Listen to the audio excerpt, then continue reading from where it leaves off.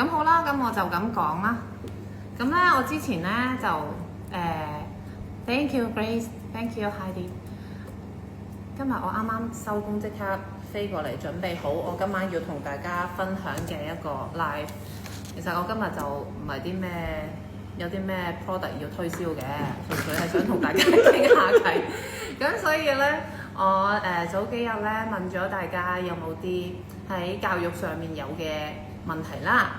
咁咧，我就當中揀咗2條出嚟，因為其實我諗呢2條都我要問博士問好耐㗎啦。咁就係嗰2條問題咧，就係點樣令到家長可以理解到而家啲小朋友喺學業生活裡面嘅壓力啦，同埋咧釋放支持同情緒疏導。Hi Uli，Hi， 多謝你哋啊！咁第2條問題咧就係點樣令到患上 ADHD 嘅朋友可以發揮到佢哋嘅專長。咁所以我今日咧，因為呢啲咁深奧嘅問題咧，大家真係唔好覺得我咩都識㗎。我要問博士，所以我叫咗博士嚟。Hi 博士 ，Hello， 我唔俾佢收工。所以咧，我頭先一開完廠，我就即刻過嚟揾佢，準備咗一啲嘅，我哋有一啲嘅，北京係啦，可以解答到大家啦。我要講慢啲係咪啊？哦，Hi， 咁咧你媽咪好中意睇《愛回家》，多謝你哋啊！博士嘅真身啊，博士 ，Hi， 咁佢就係黃俊雄博士啦。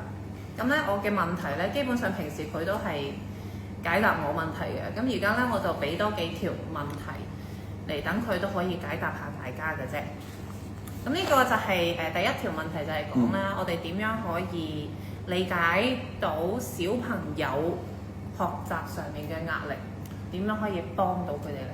其實你要明白一個問題先。首先就係話每個小朋友咧，家長同埋小朋友咧，其實係會一定有嗰個學習上嘅代溝嘅。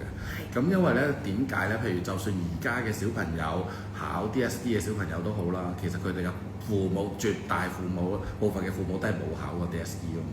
咁所以其實咧，我同你都係考 A level。我考嗰陣時唔係叫 DSE， 我哋叫 A level， 因為其實以前我哋行英式制度㗎，咁即係話先考 short level 再係行 A level 㗎，所以會過2浸㗎。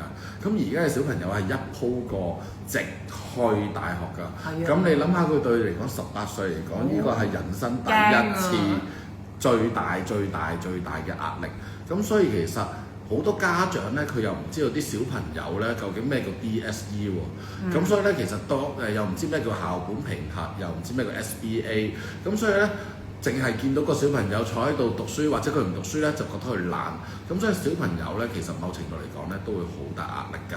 因為其實以前我哋考 short level 嘅時候咧，考 short level 又好 A level 又好咧，其實我哋真係入到個市場考3個鐘、4個鐘，咁就完㗎咯。咁但係而家好多時唔係㗎，佢哋係有校本評核啊，有持續性評估啊。咁所以佢哋嘅壓力咧，其實唔係同我哋以前比咧係唔同，冇得比較嘅，因為以前嘅考試模式同而家嘅考試模式又唔同。就算而家小學生有冇壓力，小學生都有壓力嘅喎。因為點解咧？小學生佢哋好多你可以繼續。我可以繼續。因為小學生以前嘅評分試呈分試又好，而家嚟升中學嚟講，對佢嚟講可能啲傳媒又好，或者啲學校老師定係啲出邊啲機構渲染到嗰個呈分試係極度重要，入唔到一間好大學、好中學咧，就好似人生世界末日咁樣，係真係我冇理解錯，呢半年或者1年內係真係有小朋友因為校內呈分試唔好係自殺㗎，係小學生啊。咁所以其實好多時家長唔理解，淨係聽下人哋講乜又講乜。咁首先對小朋友嚟講，佢11、12歲又好，17、18歲又好，對佢哋嚟講，其實呢個係一個人生好大嘅壓力嚟㗎。你哋可能喺大人嚟講，我哋成日都面對好多挑戰啦，面對好多壓力啦。咁但係你過到啫，唔代表小朋友過到㗎嘛。咁所以其實咧，呢個就係我哋成日都好多家長唔理解咯。咁所以其實我我諗我哋可以歸納咗幾樣嘢。第一樣嘢就話其實而家嘅小朋友咧，以前我哋讀書嘅時候啦，或者我哋嘅生活模式咧，又冇 WhatsApp 啊，又冇 WeChat 啊，又冇 YouTube 啊，冇咁多 social media 係咯。咁但係而家唔係啊，而家啲小朋友有好多 group 啊，有 WhatsApp 啊，咁令到佢哋自己嗰個生活上啊，或者佢哋嘅個腦係唔會停㗎。OK， 佢哋會所收到嘅資料咧係唔會停。我哋真係有準備過。準備咗，因為我睇到你哋嘅問題而準備嘅呢啲。咁咧就係講緊小朋友咧，我哋點樣可以知道佢哋嘅隱形嘅壓力源喺邊度？呢個有我之後 upload 喺我個 IG 度俾你哋睇啊。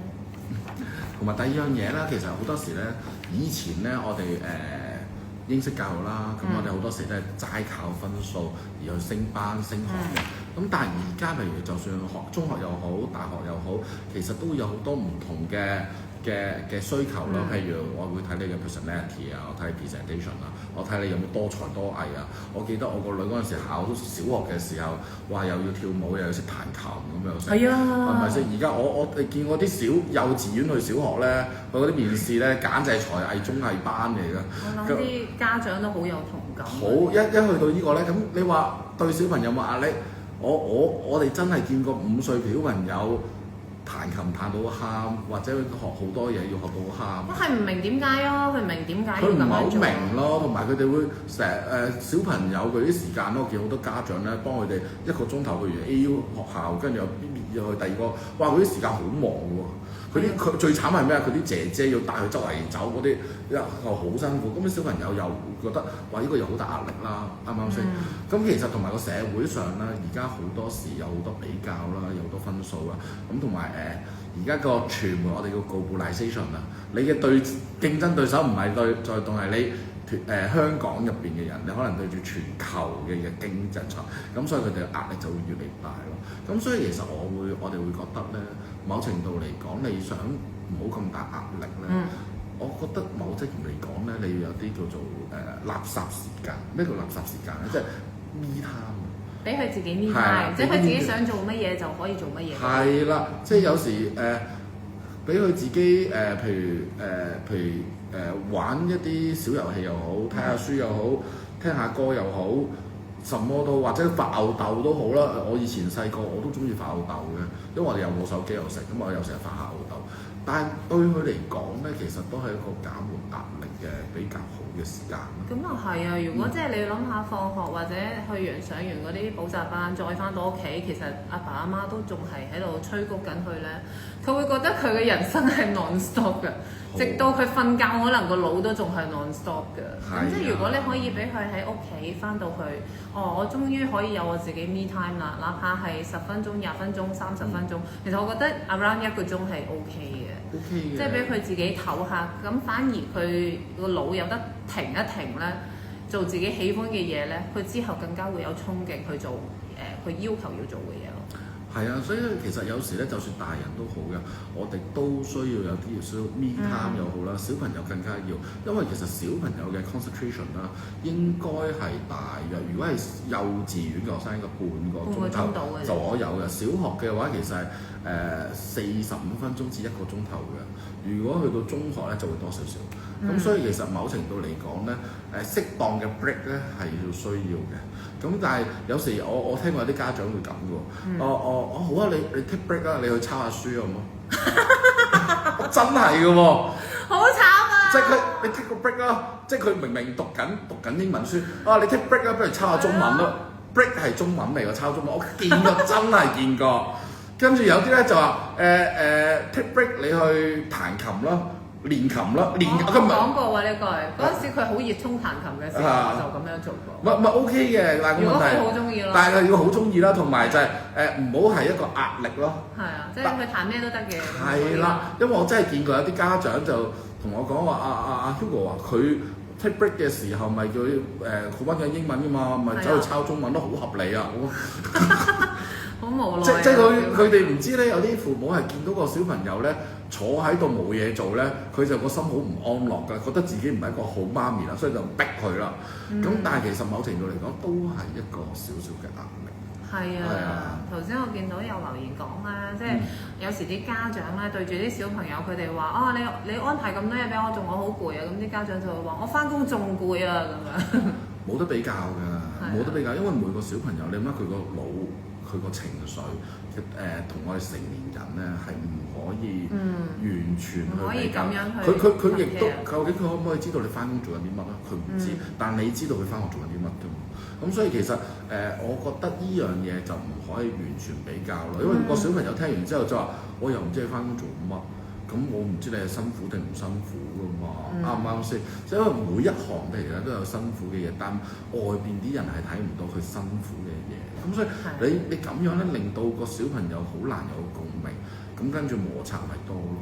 係啊，一旦有拗撬咧，你知我講咩，佢仲更加難入耳㗎啦。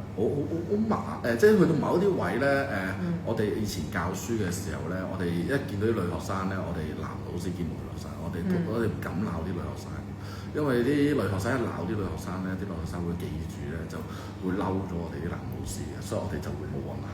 係所以女仔唔鬧得嘅，男老但唔係喎，啲女老師會鬧女學生嘅喎。哦，係啊，因為唔知性別嘅關係。係啊，性別，但係咧，我哋啲女學生一俾男老師鬧咧，又好難搞喎，我哋好難要氹翻佢喎。咁所以其實我哋即係講翻個呢個題目嚟講，其實某啲位我覺得我哋好似一條橡筋咁咯，即係喺嗰個管教嘅時候，太掹得太緊又唔得，太鬆又唔掂。因為太鬆嘅話咧，令到個小朋友咧就即係我打20分鐘電話，打下25啊，打2個鐘啦。會㗎。唔留意時間，因為佢實在太 enjoy 嗰個時間。係啊。平時太難受。我小朋友都打嘅，因為我同佢講教打20分鐘咧，跟住佢會喺個電話度教個 timer。咁咪好咯，即係呢啲嘢你本身同佢約法三章咗嘅，梗係好啦。咁但係好多家長可能一開頭俾電話去玩或者俾 iPad 去玩就已經俾咗㗎啦。咁你點樣再同佢喺佢可以自由活動嘅時候再框住佢咧？咁呢一個又要啲技巧咯。我諗要睇個年紀啦。如果細個咧，佢仲可以；太大個咧，其實唔得嘅，因為太大個咧。太大個咧，其實佢已經當咗個電話係佢嘅財產嚟嘅，基本上連睇佢嘅財產我哋都冇咁資格嘅，因為香港都比較注重私隱啊。如果你一涉及到佢財產咁樣，但細個嗰啲小朋友咧，其實有好多方法嘅，氹下又得。我自己就會用一個 Apps 嘅，用 Apps 嚟控制佢嘅。我亦都試過一招嘅，即係大家分享下啦。我試過咧，我個電話咧會控制咗我屋企個 router 嘅。咁咧，突然之間斷線。跟住咧，我俾部iPad 佢咧，我確保咧就只可以用到 WiFi，就唔可以用 data access 嘅。咁佢一斷咗線，跟住壞咗啦，萬事萬靈啦！我個女應該冇睇到嘅。我呢招呃咗佢幾年㗎啦。你個女應該唔喺度。唔喺度，我個女應該唔喺度嘅，係啦。我呢招呃咗佢幾年㗎啦，就係話。咁你最細個嘅時候可以啦，但係最大個啲。大個就唔得啦。如果係小學或者初小或者幼稚園呢招啊，真係萬事萬靈啦。佢 WiFi 壞咗，係咯，咁冇辦法。好簡單㗎，你話而家任何嗰啲 WiFi，你只要買個用手機可以控制到嘅，一熄佢，或者唔使熄㗎。後來有試過，我試過佢捉一個懷疑係一 WiFi 用部電視機都壞㗎。後來跟住我哋只要綁死嗰部機個 message address 咧，只要我淨係 block 嗰個 message address 咧，block 嗰部機咧，嗰部機就上唔到網㗎。哇！好狠啊呢下！跟住咧，其他都上到㗎。嗱，你部機要翻去檢查喎。有人問你啊，呢個 Rainy OK Jackie 係問你點樣教佢點樣 cut WiFi？我哋之後點樣 cut WiFi？你首先去買個 WiFi 包帶入邊有個 app 控制㗎。係啊，喺個有得控制嘅。你去買嘅時候有冇機會我哋整條小短片可以擺喺度教大家點 WiFi？呢個真係好犀利㗎！首先你一定要俾佢咧，你仲要扮晒好人咁啊！嗱，我俾你玩，咁但係你要控制部機只可以用 WiFi 喎，唔可以用data access 喎。跟住咧就等佢玩到興高采烈嘅時候咧 cut WiFi， 跟住又話屋企咧啲嘢要換㗎，要維修啦，等我揾啲叔叔嚟幫手整下先，咁咪搞掂咯。咁佢嗰一刻就要停啦。係啦。咁停咗其實咧，我覺得即係你俾佢有一段短時間嘅 me time。係啦。咁除咗你話即係真係 offer 佢可以用到平板啊，或者玩到手機之外，我覺得其實你可以 suggest 佢話不如我陪你去做下運動啊咁樣。我覺得做運動咧可以等佢。即係起碼個人活動多少少啦，然後流下汗啦，即係你唔好淨係坐定定喺度打機嘅，咁都起碼即係身體都會好啲。會好啲，同埋我覺得要有啲家庭時間。係 family time。係啊，就算大家做嘢幾辛苦都好咧，要有啲家庭時間，譬如話我一齊出去食一個午餐，或者食一杯雪糕，行兜個公園，咁其實呢啲都係親子時間咯。呢啲親子時間會令到你。個小朋友會 focus 咗喺你度，就唔會再 focus 喺部電話度咯。咁所以其實咧，呢個問題咧，即係話我哋點樣就講翻電話嗰度咧？有時候我覺得係雙向，真係雙向嘅，即係唔好淨係覺得你有冇？即係佢會話，咁我唔玩電話玩咩？佢會問翻你個問題喎。你俾啲嘢做咯。俾啲嘢佢玩，俾啲嘢去做啊，或者同佢玩下啲你唔玩電話可以做練習啊，咁係啊，會咁咯，做練習啊，你又成績未咁好，咁所以你咪要更加要做得更多咯。咁所以其實我覺得好多時都係要令到啲小朋友又好，即係其實阿媽又要湊住小朋友，又要幫佢安排啲時間。有時我都明白啲家長點解要俾啲小朋友啲俾部遊戲機，都想自己有啲 me time 係，所以阿媽要有 me time，係咪先？但係有時就我覺得可以規劃多少少，即係可以點樣去俾佢哋做一啲 task 佢哋咯，或者我哋約法三章講好咗嗱，點樣做啲？我唔知點解頭先冇咗聲。係咯。但係而家係咪有翻聲啦？聽到啦，聽到啦。係咯，我哋頭先講到邊度？頭先講到。我哋再嚟過。我哋頭先講到咧啲小朋友，而家有聲有畫面啊！科技真係好神奇嘅一樣嘢啊！有時得，有時呢啲就係科技嘅。有人喺後面啊？邊個人喺後邊？而家有聲。嚇死我！我都。突然間又有人喺我哋後邊。係啊，其實係啊，我哋為咗安靜起見，我哋已經叫啲同事出晒去啦。我同事喺度睇緊電視，睇緊IG 嘅。咁咧，我哋頭先咧係講到去，我哋點樣俾一個安全嘅空間俾佢哋，俾啲小朋友要垃圾時間啊嘛。你頭先講，我記住咗啊。係啊，聽到嘛？而家早晨，多謝你啊！你好中意我，多謝多謝。咁我哋頭先咧有頭半段嘅 live 咧係講一個我哋而家 record 一次先，係講點樣理解而家啲小朋友喺學習上面咧所面對嘅壓力，同埋點樣去幫佢哋情緒疏導嘅。咁咧頭先嗰半個 live 咧，我哋就講咗，即係啲家長可以點樣去理解啲小朋友啦，即係包括係即係。明白佢哋其實個腦係唔停啊，因為佢哋而家太多嘅一啲電子產品啦，亦都好多一啲嘅網上面嘅自己嘅 account 啦，有自己嘅 social media 啦，有 WhatsApp 啦，咁所以咧基本上佢哋除咗返學嘅時間，其他嘅時間其實都係同緊人 contact，咁所以變咗佢哋個腦可能就冇乜點停過咯。咁同埋佢哋而家嘅競爭都好大，即係仲要係可能。有時學校咧都會有啲功課要佢哋 post 啊，咁有冇人 like 佢哋啲功課？其實呢個都係一個比較嚟㗎嘛，即係對於佢哋嚟講。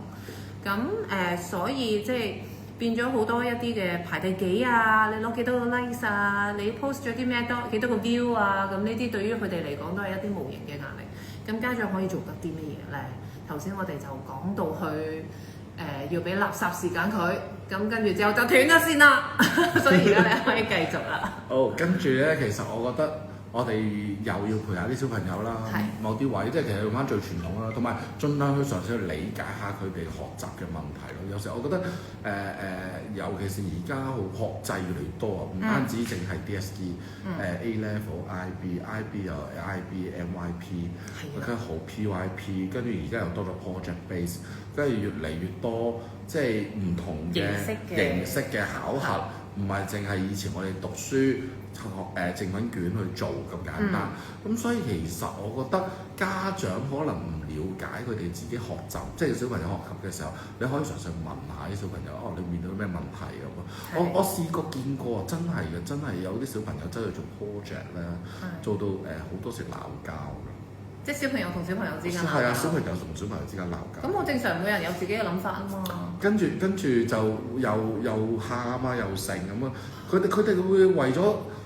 即係佢覺得點解你做得咁多，我又做得咁少咁？因為你同考試唔同，即係我唔 fair 又咁樣什麼，即係有啲所以其實咧，佢哋對佢嚟講都係一個好大嘅挑戰咯。呢啲咁嘅考核模式係我哋以前讀書嘅時候係冇噶嘛，係咪先？我哋以前冇啲咁嘅考核模式噶嘛，咁所以其實我覺得家長都。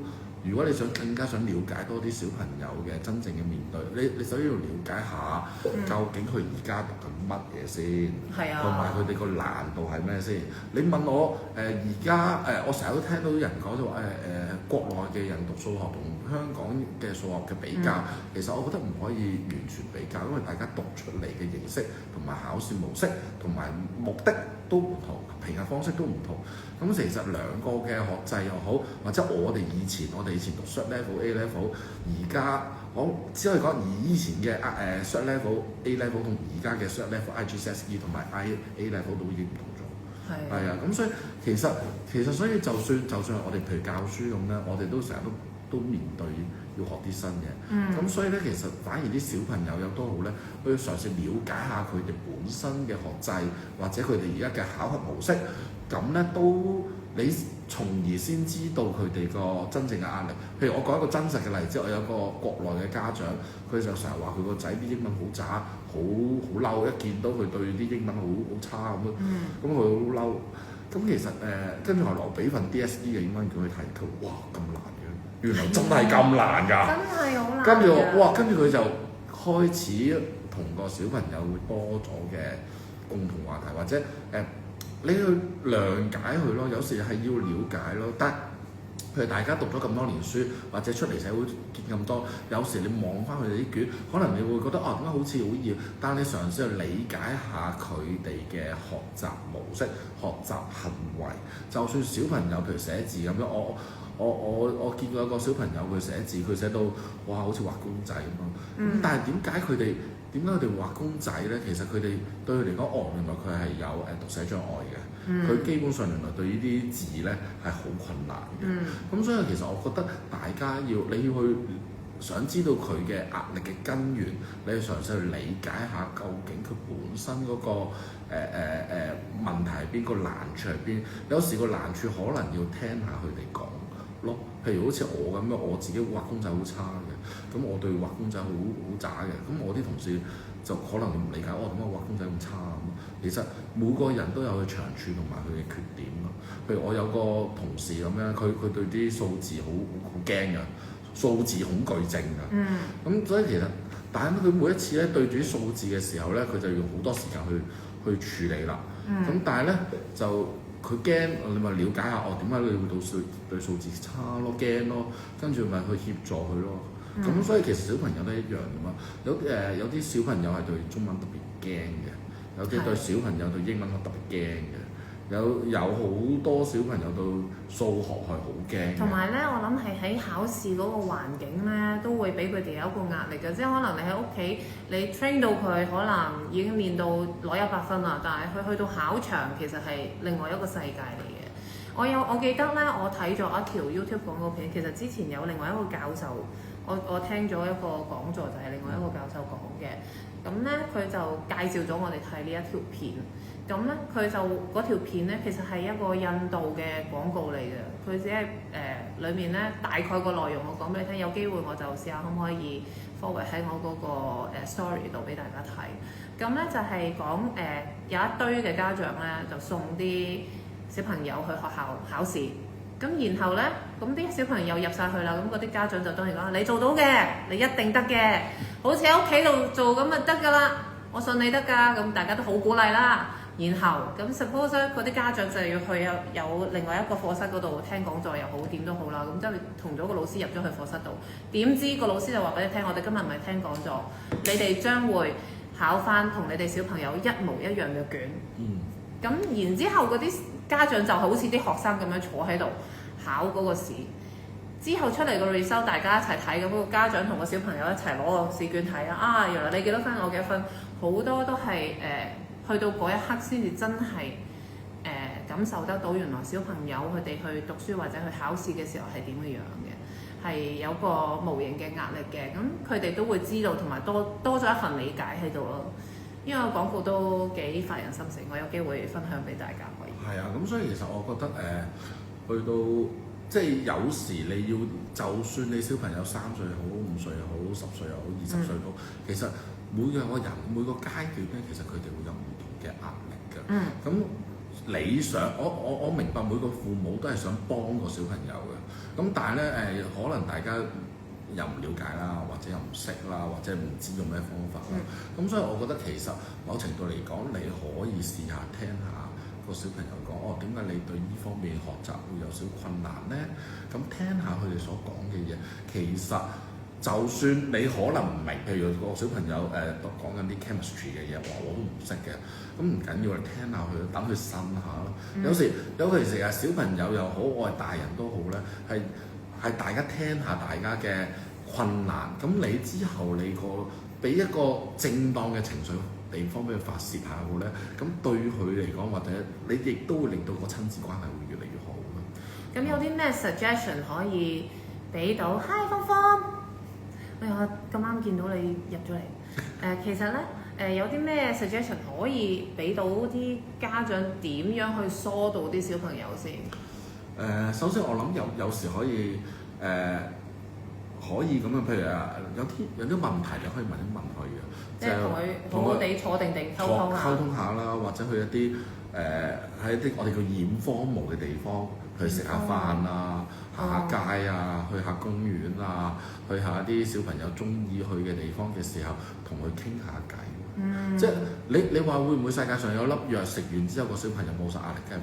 可能有㗎，等科技發展，方面藥啦，科技嘅發展。但係我哋如果真正係令到，其實我諗無論小朋友又好，或者成年人都好，其實都係想聽下，或者一個正常渠道去抒發下自己嘅感受啫。係。我覺得可以你。例如捉個細路仔坐喺度，咁我同佢講咩？捉佢喎，你用捉佢嚟講，佢就唔會同你講。首先我真係想講，你真係好難，你真係要約個小朋友㗎，你要放下身段啊！即係各位家長，係啊，唔好覺得自己高高在上先啊！你可以問下佢，咦你仲打緊機啊？咁你打到幾多點鐘可以同媽咪傾下偈啊？我有約時間。我有一次，我有一次係咁嘅，我個女係打遊戲機啦。係。咁我個女打遊戲機啦，其實因為佢鬼中意玩個遊戲機，跟住我同佢玩啦。跟住我攞佢部手機玩啦，我個分破咗佢紀錄啊！跟住佢就話佢唔攞嚟玩，佢唔同你玩唔係佢唔再玩隻 game 啦，因為佢輸啊！因為我破咗佢紀錄，即係我覺得有時你可以試下嘅，即係你去同佢玩，我仲勁過你喎，即係咁唔玩啦，點解我玩嚟都咁低分嘅咁啊？或者有時我覺得嘗試去同佢哋去係一個。我成日講，我都有叫現方無之下傾偈。等佢舒服。係啊，我好似我以前做嘢，我個老細咧一叫我出去食飯，我知大鑊㗎。好驚。因為佢如果所有正常嘢咧喺公司傾咧，其實就真係冇乜嘢嘅。如果話出去食飯傾咧，就即係話呢單嘢好大件事。或者其實佢想用一個比較輕鬆嘅地方同你傾一啲好嚴肅嘅事。其實我反而會覺得作為父母又好啦，咁你譬如你同個小朋友去食餐飯或者去啲中意嘅地方同佢傾下偈，即係一個我覺得環境都係一個好重要嘅因素嚟嘅。係啊，即係等佢放心啲，即係起碼唔係喺一個好拘謹嘅情緒下同你傾偈。係啊，或者譬如我亦都試過，我同我個小朋友個仔咁，我個仔我同佢一路玩遊戲機一路講嘢。哦，咁啊幾好喎，其實。因為打機期間咪同佢傾下偈。呢通常都係爸爸會做嘅嘢嚟嘅。係啊，媽咪會做咩？我都係同佢一齊打機嘅。因為佢會聽㗎，反而打機嘅時候佢會同你打機，因為我都中意打機啊。佢同你傾下偈啊，係咪先？係啦，即係其實我覺得盡量去大家有一個共同嘅興趣或者話題，或者一齊玩嘅，咁佢都會中意同你講咯。我見過有個老細啊，即係大公司大老細，佢對住啲小朋友咧，好似管理員工咁樣管理。哇！嗰啲小朋友見到佢即走喎。咁啊好驚喎！係啊，嗰啲軍訓式統治嗰啲咧，管理法嗰啲咧。咁但係咁樣變咗，即係小朋友會質疑咯，即係咦點解我好似喺度打緊工多過次喺屋企，即係唔會好 feel safe 咯。我哋見到嗰個情況之後，我哋都同佢講：喂，你點解個小朋友好似同你啲關係咩？我管理3000個員工都係咁管㗎啦，管理3個小朋友點解會管唔掂？咁講嘢㗎，大佬。咁大家有唔同嘅做法嘅，都真係可能有佢嗰套嘅。佢嗰套我唔敢講咯，不過就即係冇話對。但係其實所有嘅溝通家長嘅互動，即係你鬧佢又好，你話佢又好，你同佢傾偈，其實你目的都係想同佢溝通啫嘛。係啊。OK， 你鬧佢，我同你溝通唔到，我咪會鬧你咯，係咪先？咁所以我其實覺得要揾一啲空間，要揾個機會，即係喺一個適當嘅時間、適當嘅機會，就去講一啲適當嘅嘢。係，我見一個好得意嘅，我唔得㗎，好似 monitor 咁 mon 住佢好辛苦。我見過，真係有一次有個爸爸咁樣走去個女就考鋼琴試，好大壓力咁樣。跟住一個爸爸就話我使唔使俾啲幫佢放鬆下？我話好啊，你幫佢放鬆下。跟住入到去咧就話都叫你練多啲琴啦，而家彈係咁咯。跟住我呆咗，我即場呆咗。你咁叫放鬆啊？係啊，仲唔放鬆咗啊？大家嘅理解唔一樣。係啦，大家文化差異，咁所以我其實覺得有時有啲位咧，我哋啦，因為我哋做咗教呢個行業都20幾年，咁我哋會比較了解，知道小朋友咩説話中意聽，有咩説話唔中意聽。咁所以其實我諗我哋嘗試去聽下佢啲用翻啲小朋友嘅角度啦去聽。譬如我成日都見到有啲幼稚園老師又好，有多啲專業嘅老師咧，佢對住幼稚園嘅小朋友咧，佢唔會企起身嘅，佢唔會低嘅。係啊，拉近個水平。大家個水平係啦，一個水平線係一樣嘅。你譬如就算父母都係㗎，雖然你可能個仔，哇，我個仔牛高馬大，高過我咯喎，咁我點樣同佢水平線啊？叫佢坐低。我話個水平線咧就唔係高低，個水平線咧係你個心用翻佢嗰個智慧，用翻佢嗰個水平。係你同10歲個女講40歲嘅人嘅人生，佢點會明啫？應該唔會 get 到，難啲 get 到咯。佢唔明㗎，咁即係我覺得係應該要拉近大家，即係始終家長同小朋友一定係有一個鴻溝喺度㗎啦。但我覺得我哋香港可能即係好多家長，大家學識都好高，即係讀書都好多，咁所以嗰個感覺就好似我都讀咗咁多書，我話係咁就係咁啦。咁不如試下放下身段去嘗試理解下小朋友佢哋嘅世界係點樣樣，佢哋嘅感受係點樣樣。即係我覺得呢一樣嘢係可以用愛與關懷同溝通可以拉近嘅，即係呢一個距離係可以拉得近嘅。即係你可能40幾歲、30幾歲，啲小朋友可能幾歲，但係其實佢哋嗰個時間你經歷過，你細個嘅時候都會好想爸爸媽媽唔好日日返工啦，一有時間同我哋傾多啲偈啦咁樣，咁就變咗而家你可以嘗試下同佢哋傾多啲偈咯，就唔係話我細個冇玩具，我而家一有就有錢就買俾佢，有錢就買俾佢，就唔係咁樣咯。所以其實最好嘅俾小朋友嘅禮物，其實就係你哋嘅陪伴。係啊，唔係錢咁簡單嘅。我見過有啲小朋友屋企哇好成個類似玩具反斗城咁嘅，但個小朋友自己都唔係好開心，因為冇人陪佢玩，冇人陪佢玩。咁所以其實我諗某程度嚟講，大家都要去即係同翻小朋友去溝通。就算你話我個仔都好大噶咯，準備入大學噶咯喎，咁你當然啦你要類似要尊重翻佢咯，但係其實都要同佢某一啲場合去溝通咯。我唔覺得適當嘅引導咯。我唔覺得一個小朋友係會完全連一餐飯坐低同你傾係都唔會坐低傾。我唔覺得去到一個咁惡劣嘅環境咯。咁所以其實機會係要自己揾咯。但係當然啦，你一開頭第一句你究竟係想讚美個小朋友嘅時候，你都冇第一句好似鬧人咁啊，大佬！我見過有啲可能有啲家長可能做廠長喺國內管幾千人嗰啲廠長，一句就鬧人㗎啦，句都走去鬧好鬼兇神惡煞咁樣。咁習慣咗啊！咁所以佢對小朋友都會比較兇狠咗少少。最緊要咧，我覺得你係俾啲小朋友知道咧，佢哋就算表現得好，表現得唔好都好啦，佢哋嘅價值唔係喺佢哋個表現嗰度咯。佢哋嘅價值係因為佢哋係你嘅小朋友，係你嘅掌上明珠咁樣，即係要俾佢哋知道。哇！跟住我哋講 ADHD，係好難啊！我哋要講下一條啦。呢個非常之專業啊！ADHD。今日講咩課題？我哋頭先講咗，我哋頭先講咗點樣理解而家個小朋友嘅壓力啦，點樣幫佢哋疏導啦。咁而家我哋講我哋嘅第二條就係關於呢個 ADHD 嘅小朋友啦。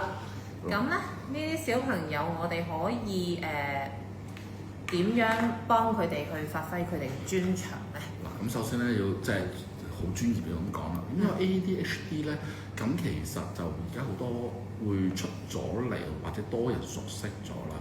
咁因為佢其實而家都被判為特殊教育嘅，即係 special education need 嘅一種嚟嘅。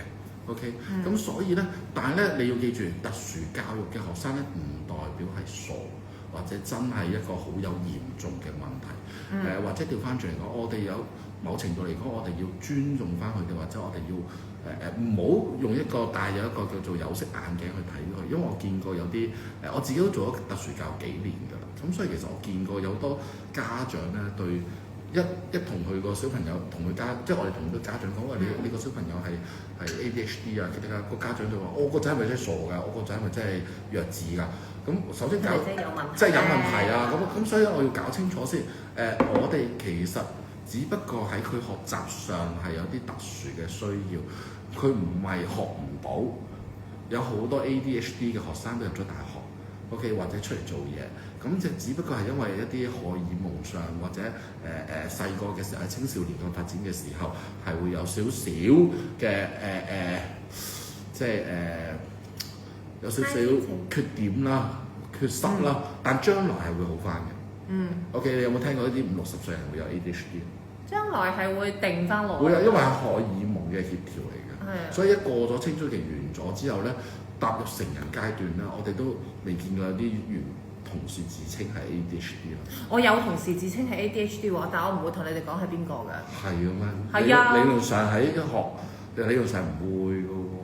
OK。成20幾歲、30歲同我講佢 ADHD。嚇！真係㗎。OK。咁嗱 ADHD 啦，咁即係我哋叫注意力不足啦，或者過度活躍症啦。咁有啲人話係咪真係周圍走飛上坐唔定啊咁？其實就佢哋係比一般嘅小朋友係難搞少少嘅。OK。咁但係咧，我哋要講一講呢啲小朋友嘅一啲特點啦。譬如佢可能會對某啲嘢係非常之專注嘅。佢會 focus 喺佢哋有興趣嘅嘢嗰度咯。一定係會係咁。譬如我知道有啲足球明星又好咧，踢波。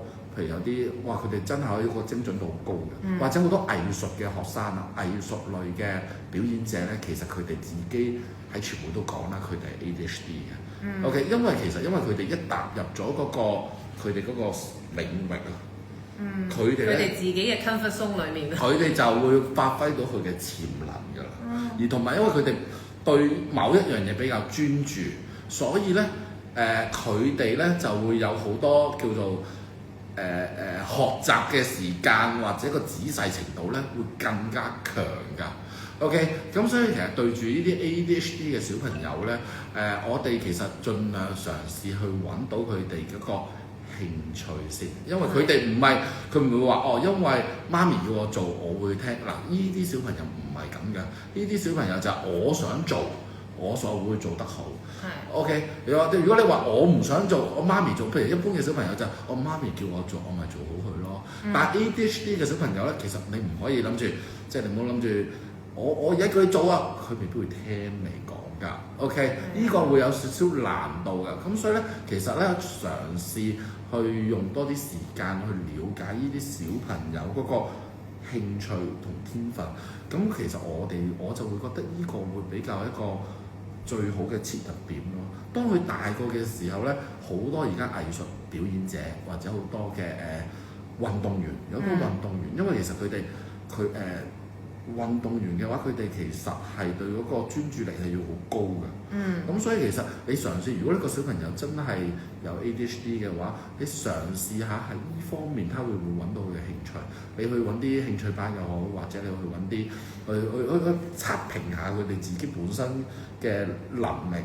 譬如我見到有啲 ADHD 咧，佢哋嗰啲英文字啊串到20-30個英文字都串得到，因為佢專注力好高嘅。係好 focus on 嗰啲英文字，即係如果佢係一個好 focus on 英文字母嘅人，佢就會可以好記到啲英文。譬如有啲小朋友咧，恐龍啲英文咧，佢噏得晒，全部噏得晒，同埋串得晒出嚟嘅。所以變咗，即係如果屋企小朋友你發覺佢嘅專注力係唔夠嘅，但係去到某一啲位佢又好專注嘅，咁你可以嘗試用嗰一個範疇嘅嘢去幫佢學習，係咪？係啦，同埋咧，你對住呢啲 ADHD 嘅小朋友咧，我哋盡量將一啲任務咧 break down， 即係話，即係你係啦，你唔好同佢講，我一次過要你做到好多嘢，好多個 step。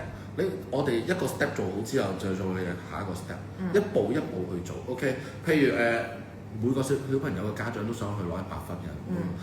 你同佢話我個小朋友我係攞20分、30分嘅，你就用翻我希望你今次攞到20-30分 ，OK， 20-30分就係做咗呢堆嘢啦，咁就得啦。咁個小朋友就會有成功感啊，因為其實 ADHD 嘅小朋友咧都媽咪又覺得好頭痛啦，同學仔又覺得好頭痛啦，家長又好多即係教師又覺得好頭痛啦。咁所以其實佢由細到大咧聽到好多負面嘅説話嘅。咁所以咧我哋其實想去成功，我哋想去成功嘅話咧。等佢有個知道原來我都做得比較好喎，咁跟住佢就會繼續努力咧，喺呢個基礎上咧會繼續去投入多啲。OK， 同埋你又唔需要發展好多。我試過有同個家長講，你去揾多啲興趣咧，結果佢真係幫好多10個興趣班。好辛苦，唔好咁樣。你嘗試同個小朋友傾一傾，你有咩興趣？你唔好佢太攰，佢會跳掣㗎，佢真係會跳掣㗎。你要慢慢發掘同埋俾耐性，呢個真係要做功課啦。要做功課㗎，所以其實又唔需要太緊張，因為其實大個就會好㗎啦。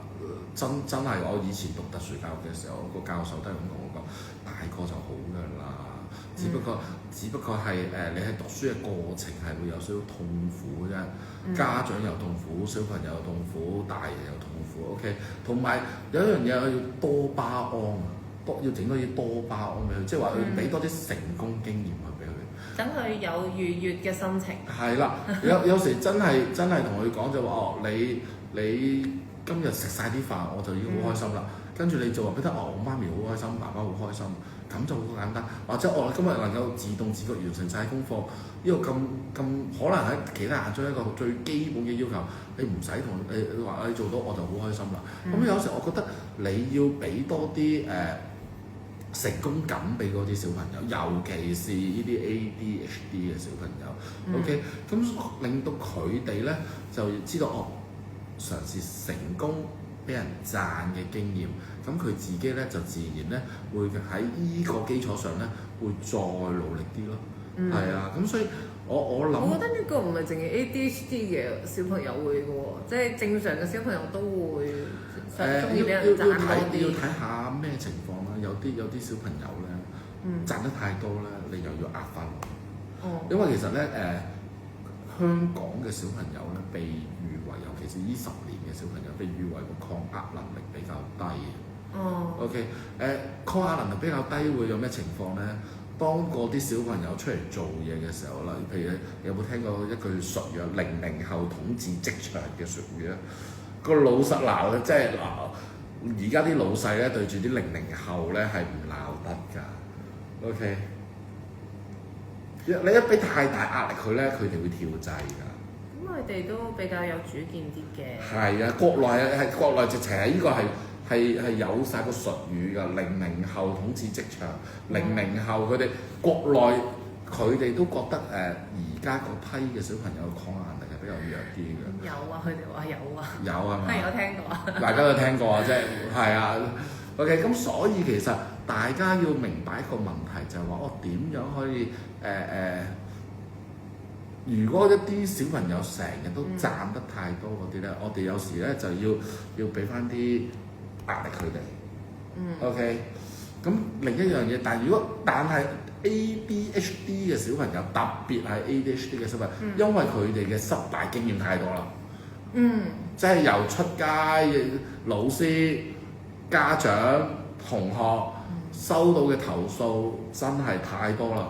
咁呢班咁嘅好氣餒咯，好氣餒啦。咁所以咧就一步一步去同佢講啊，你做到呢步就 OK 啦，一步一步咁咯。即係每一次 build up 佢嘅自信心。係啦，即係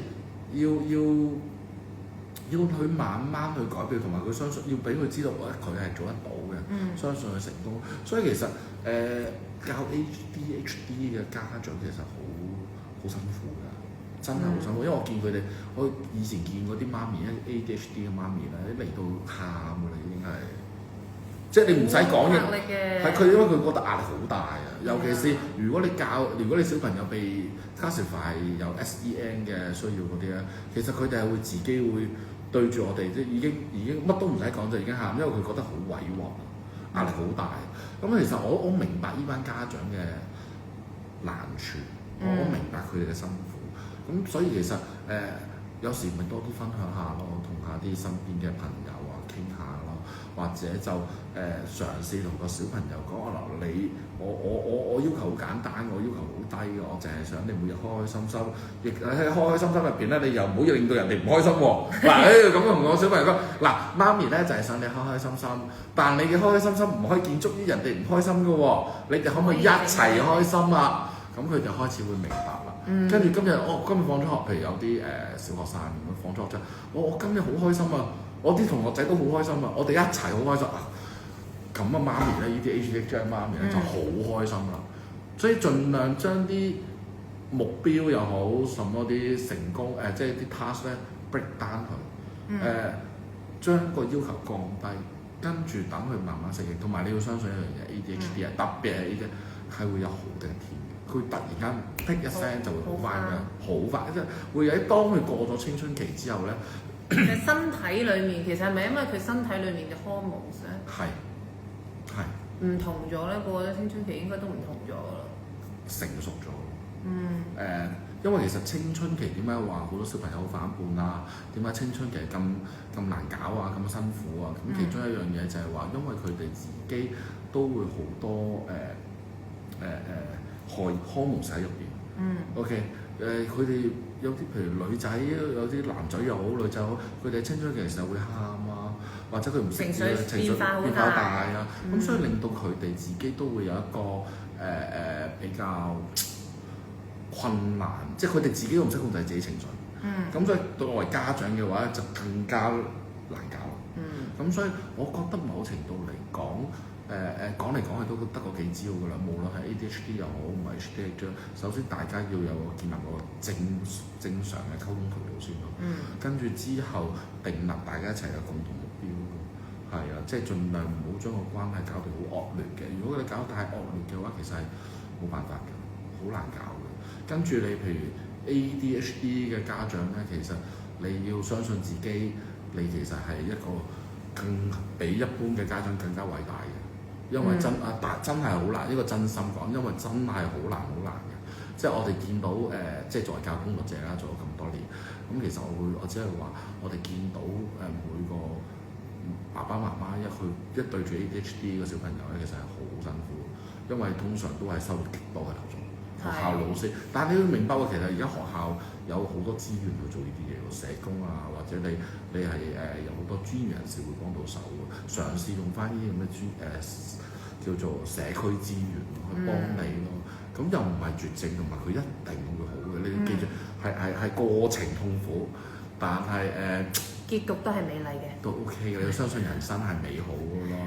啱啱入嚟嗰啲，我哋而家講緊呢個點樣幫啲 ADHD 嘅小朋友咧，去發揮佢哋嘅專長。博士繼續講啦。譬如好似大家而家最叻個 Elon Musk 係 Elon Musk 咁，佢哋自己都佢被 classify 佢哋都係 ADHD 嘅。OK，咁但係你要記住，通常天才諗啲嘢都比較偏少少，都唔係大眾比較受歡迎啲嘅。OK，咁所以都唔係一啲正常人，都唔係正常諗到人，邊有諗到但係所以其實如果我哋真係為呢啲小朋友去發揮專長咧，可以諗下，譬如藝術類啦，或者係一啲運動類啦，或者呢個科研類啦，你讀科技大學，你見過好多都係真係好 focus 嘅。如果真係做嘅，係啊，即係佢哋好多人成功，其實過往佢哋都係做到有少少，我覺得係沉迷添㗎，即係佢哋做研究嗰啲。你嗰陣時有冇識曲定㗎嗰陣時？有啊，就咪就係對住啲馬喺度揼馬咯。唔知佢哋其實旁邊嘅人睇，我諗唔係讀 coding 嘅人應該唔知你寫緊啲咩咁樣。但佢哋好沉迷。但係啦，即係如果你學咗嗰個 skill，你發現原來 coding 可以做到另外一個世界出嚟咁。因為佢哋呢種人咧，佢哋係會諗到其他嘢。我哋正常人，我唔好話我正常唔正常嘅，即係我哋一般人未必會諗到嘅嘢咯。可能佢哋會諗到一啲更加 shortcut 啊，咩第一性原理啊呢啲，其實佢哋都係會咁做咯。所以我首先覺得就第一，我哋唔好覺得label 呢班小朋友先 OK。而第二樣嘢，我哋要更加尊重呢班家長，因為呢班家長真係好辛苦嘅。我見過真係好多。我哋同埋第三樣嘢，嘗試發掘呢啲小朋友嘅潛能。都係得嗰幾樣嘅。其實藝術一定係運動咯，藝術運動啦，同埋就係科研咯。科研係會好多時都係擺數學咯，係啦。咁應該呢啲咧，通常但呢啲人咧通常唔好識溝通嘅，所以語文咧就爭少少。咁但係咧喺其他方面咧係有發展咯。咁所以有時我成日覺得就話讀書又好可能讀得唔好嘅，咪嘗試下揾下其他成功嘅嘢咯。係啊，一定有人有得讚嘅。你揾啲佢成功做得好嘅嘢去讚下佢，跟住建立下啲信心咯。係啊，所以ADHD 就而家好似未有藥，一食完就好翻，又冇得做手術，係咪先？咁所以其實好多嘢就係好痛苦。咁但係嘗試去揾到，只要你揾到個小朋友真實嘅興趣咧，有你個世界。去運動員啊，好多運動員都係自稱係 ADHD 啊，我唔知係真定假。但係因為依班運動員就能夠捱到一啲運動員嘅苦啦，成為一個運動員好辛苦㗎。佢哋係比一般人更加能捱到。專注與投入。係啦，咁所以我覺得喺呢方面我哋又要俾多啲同理心咯。係啊，咁所以又唔使咁灰嘅。係啦，我覺得但係真係要花耐性、花時間去慢慢發掘佢哋嘅長處，你先至可以幫到佢哋點樣去發揮佢哋嘅專長嘅。但係如果你一發現咗咧，你就好多啲用嗰一個方面啦，即係譬如你發現佢中意油顏色，咁你咪俾多啲顏色咯，或者用唔同顏色去寫字咯，咁可能都會幫到啲小朋友嘅。係啊，同埋即係你。而家其實已經有好多研究報告證明咗好多成功人士其實都係 ADHD。最主要就係佢哋可能係 specific 係某一個 feel 嘅藝術又好，佢哋偏科偏得好嚴重。體育啊嗰啲，咁所以嘗試去揾呢啲咁嘅幫助佢嘅方法咯。其實 ADHD 嗰個問題咧，我哋都整咗一個圖嘅，我都會之後擺翻喺我個 IG 嗰度，等你哋可以自己睇下。望下咯。咁同埋咧，我真係覺得我本身我諗住咧，今日開 live 係1個鐘頭，我發覺1個鐘頭講2條題目係差唔多。差唔多。我有少少覺得唔夠時間添喎，係咪啊？希望即係我之後可以，今日呢個 live 咧，平時咧我開 live 咧，我係唔會 save 佢嘅，因為我覺得 live 係一啲好即時嘅嘢嚟嘅。咁但係因為今日個 live 咧有貴賓，所以咁同埋佢講咗好多，即係我覺得可以幫到大家嘅嘢。咁所以我都會將佢 save 低之後擺翻喺個 IG 度咯，出翻個 post 咯。雖然我唔知點樣整佢嘅，但係我陣間會研究下，因為我未試過，我之前開 live 都冇 save 佢嘅。咁我今次 save 佢咯。咁所以咧加入咗入嚟咧，可能大家有做自己嘢嘅時間，咁聽到嘅就聽咗先，咁聽唔到嘅之後睇翻。咁我希望之後有機會我都多少少呢啲 live 咧可以同大家傾下。咁今日咧可能即係因為我嗰個咪嘅問題咧，我唔可以成日都睇到你哋講啲乜嘢啊。咁所以咧，如果你哋都有啲教育嘅問題想大家一齊討論下嘅咧，就可以之後再喺 comment 留言俾我，或者我之後如果有機會再同大家開 live 嘅時候，我會通常會先前出多一個 story 問下大家，如果你哋有啲咩想我哋一齊討論，或者想聽下博士點講嘅，或者我去問博士嘅，咁都可以 save 低一個 message 俾我，留低一個 message 俾我嘅。咁今日我哋個 live 就差唔多啦。我今日特登唔俾我博士收工，我覺得我好衰，所以係啊，所以咧我哋今日咧暫時咧 live 就到呢度啦。拜拜，多謝你哋今日嚟睇啊！希望今日嘅 message 都幫到大家咯。拜拜。